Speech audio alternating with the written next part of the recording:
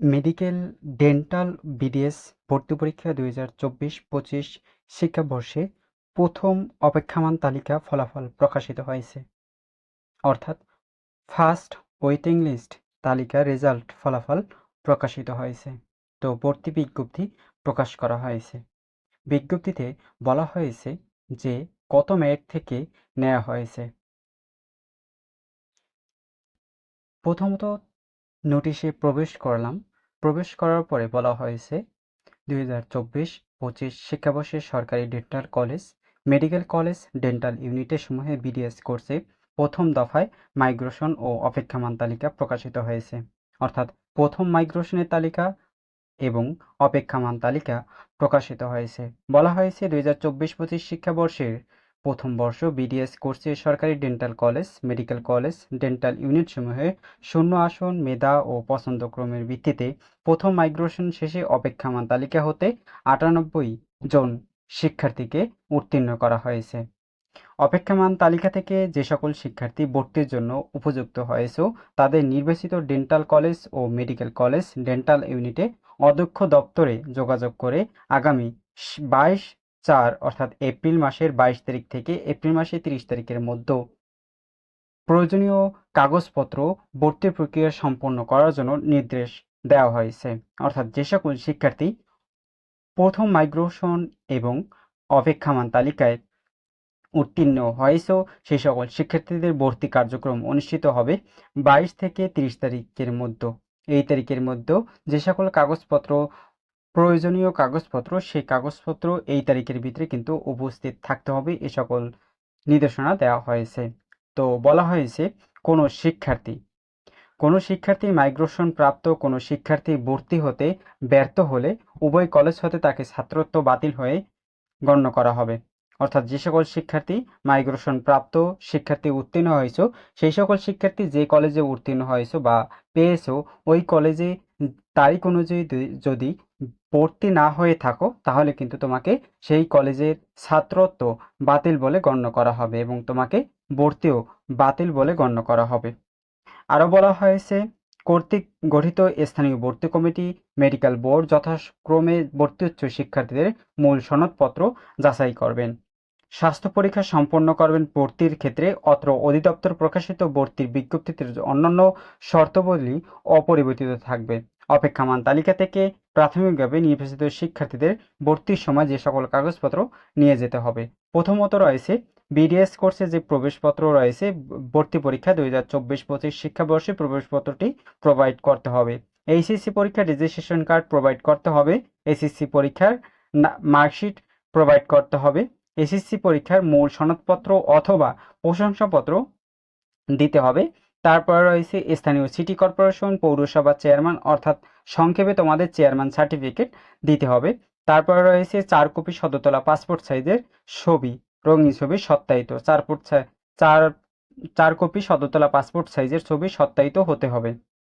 যে সকল শিক্ষার্থী সংরক্ষিত আসন অর্থাৎ কোটায় যে সকল শিক্ষার্থী সংরক্ষিত আসনে ভর্তি হয়েছে তাদের পার্বত্য জেলা উপজাতীয় প্রার্থীর ক্ষেত্রে গোত্র প্রদান ও জেলা প্রশাসকের সনদ ও উপজাতি প্রার্থীদের ক্ষেত্রে সার্কেল চিফ বা জেলা প্রশাসক পত্র মূল সনদপত্র। অর্থাৎ যে সকল শিক্ষার্থী পার্বত্য জেলার উপজাতি রয়েছে তাদের গোত্র প্রদান এবং যে সকল শিক্ষার্থী জেলা প্রশাসক সনদ ও উপজাতি রয়েছে তাদের চিফ বা জেলা প্রশাসক মূল সনদপত্র নিয়ে যেতে হবে ভর্তির ওই তারিখের ভিতরে। এবং জেলা উপজাতীয় প্রার্থীদের ক্ষেত্রে গোত্র প্রদান সংশ্লিষ্ট জেলা প্রশাসক মূল সনদপত্র নিয়ে যেতে হবে। এখন যদি তোমাদের কত মেরিট থেকে কত মেরিট নেওয়া হয়েছে অর্থাৎ কত মেরিট থেকে প্রথম মাইগ্রেশনে চান্স পেয়েছে। প্রথমত রয়েছে Chittagong medical college dental unit Chittagong, যেখানে মেরিট থেকে ফার্স্ট মাইগ্রেশনে সকল শিক্ষার্থী মাইগ্রেশন পদ্ধতিতে সিলেক্ট হয়েছে।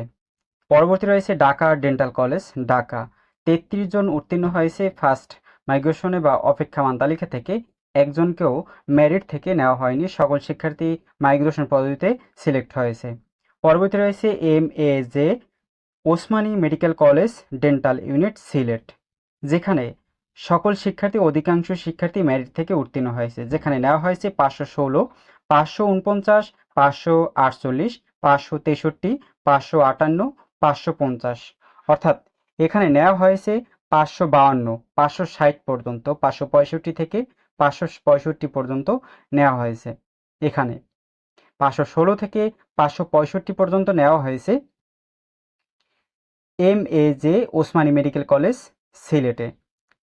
তারপর রয়েছে ময়মনসিংহ মেডিকেল কলেজ, যেখানে মেরিট থেকে কম সংখ্যক শিক্ষার্থী সিলেক্ট হয়েছে, যেখানে নেওয়া হয়েছে ফার্স্ট 542 থেকে 523 থেকে 529 থেকে 520 থেকে 530, 526, 518, 535। পরবর্তী রয়েছে তোমাদের Rajshahi medical college dental unit Rajshahi, যেখানে অধিকাংশই 550-র ভিতরে অর্থাৎ 550-এর ভিতরে মেরিট লিস্ট নেওয়া হয়েছে। পরবর্তী রয়েছে তোমাদের Rangpur medical college dental unit, যেখানে মেরিট থেকে অনেক শিক্ষার্থী উত্তীর্ণ হয়েছে, 600+ শিক্ষার্থী কিন্তু রংপুর মেডিকেল কলেজে নেওয়া হয়েছে, যেখানে 603, 605, 606 এবং 604, মানে 610-এর ভিতরে 610-এর ভিতরে রংপুর মেডিকেল কলেজে মেরিট লিস্ট থেকে নেওয়া হয়েছে।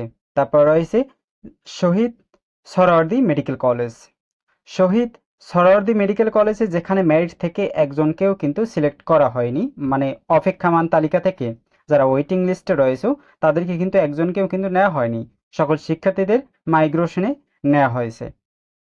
পরবর্তী রয়েছে Sher-e-Bangla medical college dental unit, যেখানে বরিশাল, যেখানে মেরিট থেকে অধিকাংশ শিক্ষার্থীদের কি নেওয়া হয়েছে। প্রথমত রয়েছে 553 থেকে 569 পর্যন্ত নেওয়া হয়েছে, 553 থেকে 569 পর্যন্ত নেওয়া হয়েছে। তারপর রয়েছে 572, 586, 589, অর্থাৎ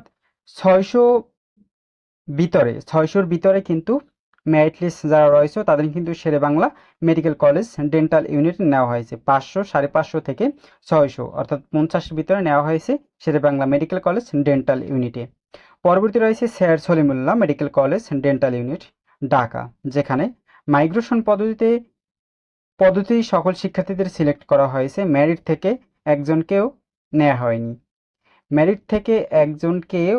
হয়নি, যেখানে কোটা থেকে একজনকে নেওয়া হয়েছে, যেটি হচ্ছে 4037, অর্থাৎ স্যার সলিমুল্লাহ মেডিকেল কলেজে একজনকেও কিন্তু নেওয়া হয়নি। পরবর্তী রয়েছে তোমাদের সেকেন্ড মাইগ্রেশন কবে দেওয়া হবে।